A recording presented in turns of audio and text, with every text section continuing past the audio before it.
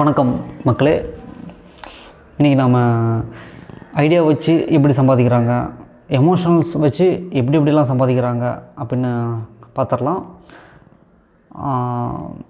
இதுக்கும் எஸ்சிஎஸ்டிக்கும் என்ன சம்மந்தம் அதையும் பார்த்துடலாம். வணக்கம் மக்களே, திஸ் அடங்காவர்த்தி ஃப்ரம். இந்த உலகத்தில் வாழ்கிற எல்லா உயிருக்கும் ஒரு நோக்கம் இருக்குது. அது என்னென்னா அடுத்த சந்ததியை உருவாக்குறது. அதுதான் நோக்கம். அது 5 அறிவு உள்ள உயிருக்கு கரெக்டாக இருக்கும். ஆனால் 6 அறிவு உள்ள மனுஷனுக்கு வரும்போது பணம் தான் இலக்காக இருக்குது. ஏன்னா பணம் இருந்தால் தான் உங்களை நம்பி ஒரு பொண்ணே கொடுப்பாங்க. பொண்ணு கொடுத்தா தான் உங்களுக்கு அடுத்த சந்ததியே வரும். ஸோ எல்லாத்துக்கும் அடிப்படையாக இருக்கிறது பணம் தான். சொல்லப்போனால் பணம் தான் எல்லாமே. அது உங்களுக்கு தெரியும்.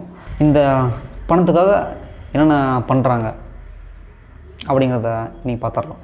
ஒருத்தன் தன்னோட உழைப்பை பணமாக மாற்றுவான்.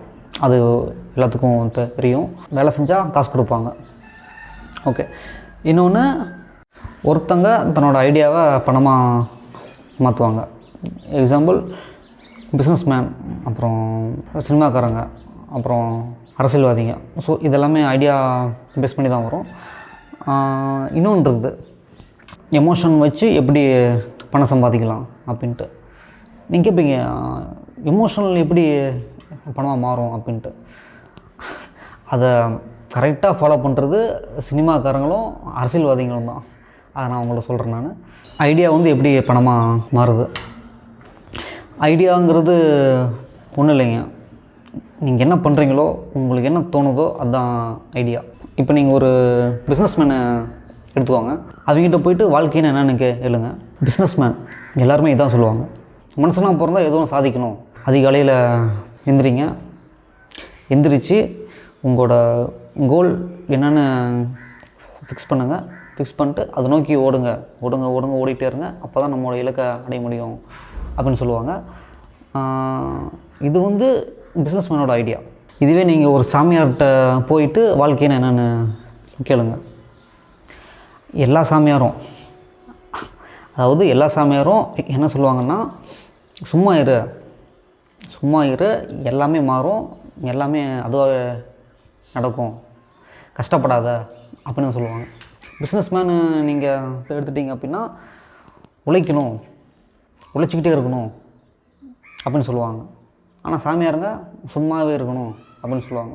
ஸோ இதுதான் அவங்களுக்கு என்ன வருதோ அதான் சொல்லுவாங்க.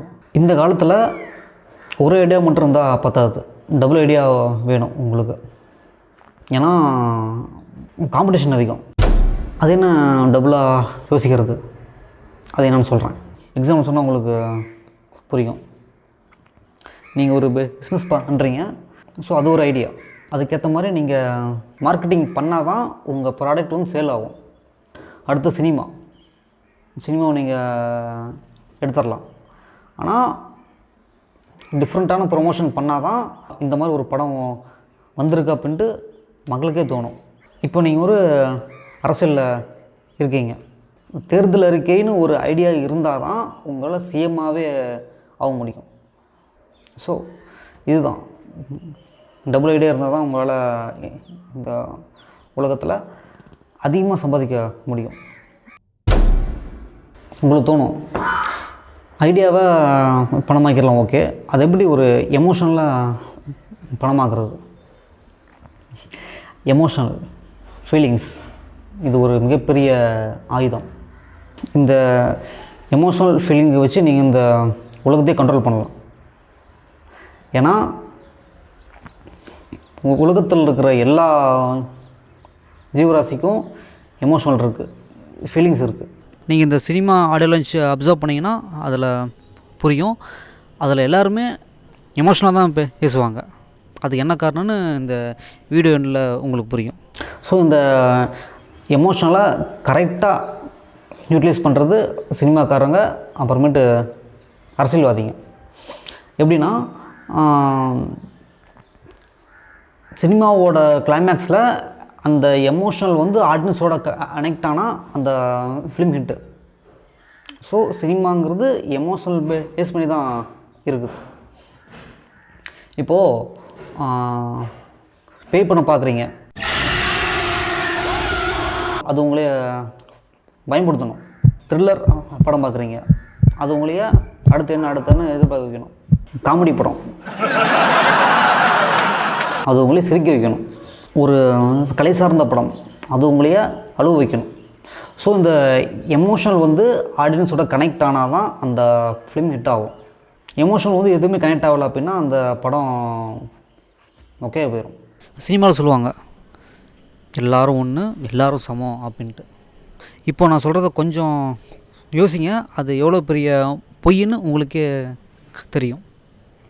இப்போது எல்லோரும் சமம் ஓகே, அது எப்படி எல்லோரும் ஒன்றாக முடியும்? நல்லவனும் கெட்டவனும் ஒன்றா, உழைப்பாளியும் சோம்பேறியும் ஒன்றா, ஏமாறுறவனும் ஏமாத்துறவனும் ஒன்றா, ரவுடியும் அப்பாவையும் ஒன்றா. அதை விடுங்க, இளையராஜா சாரும் ஹிப்ஹாப் அதையும் ஒன்றா. ஸோ இந்த மாதிரி மனுஷனுக்குள்ள பல கேரக்டர் இருக்குது, எல்லோரும் ஒன்றும் கிடையாது, அதை புரிஞ்சுக்குவாங்க. இதை சொல்லி தான் நம்மளை எல்லோரும் ஏமாத்துறாங்க. அரசியல்வாதிங்க எப்படி எமோஷன் வச்சு சம்பாதிக்கிறாங்க அப்படின்னு கேட்பீங்க.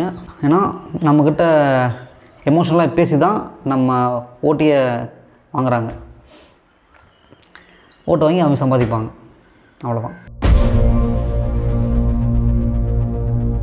ஓகே, இதுக்கும் எஸ்சி எஸ்டிக்கும் என்ன சம்மந்தம்னு கேட்பீங்க. சம்மந்தம் இருக்குது.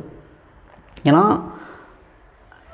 எஸ்சி எஸ்டியோட எமோஷனல்ஸ் ஃபீலிங்ஸை வச்சு தான் இவங்க படம் பண்ணுறது, அரசியல் பண்ணுறது, பணம் சம்பாதிக்கிறது எல்லாமே.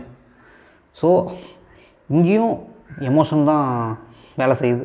உங்களோட உணர்வை யார் தூண்டுறாங்களோ அப்போ நீங்கள் உஷாராக இருந்துக்குவாங்க. உங்களை வச்சு பெருசாக சம்பாதிக்க போகிறான்னு அர்த்தம். நன்றி.